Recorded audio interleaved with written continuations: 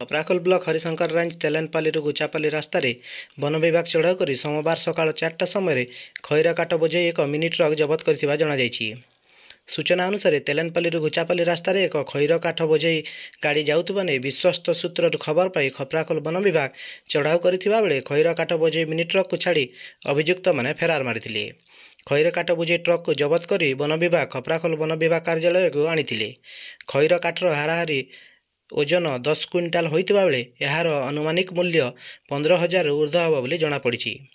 ଚଢ଼ାଉ ବେଳେ ଖପ୍ରାଖୋଲ ବନପାଲ ସୁଧୀର କୁମାର ଜେନାଙ୍କ ନେତୃତ୍ୱରେ ବନରକ୍ଷୀ ରାଜେନ୍ଦ୍ର ଧରୁଆ ଓ ବନ୍ୟଜନ୍ତୁ ସୁରକ୍ଷାକାରୀ ଦଳ ସାମିଲ ଥିଲେ।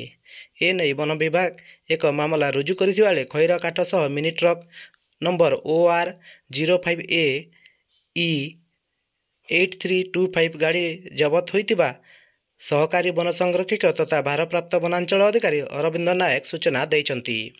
Bureau report, mobile news. आज आमर प्राय सकाळ टाइम रे गोटे पिकअप गाड़ी सीज कराला। से खैर काठ प्राय 10 क्विंटल लोड करके नौला। चढ़ो बेल को कौन है से ड्राइवर गाड़ी छाड़ी खसिकी पलैला। से खैर काठर अनुमानिक मूल्य 15,000 ऊर्ध्व हम।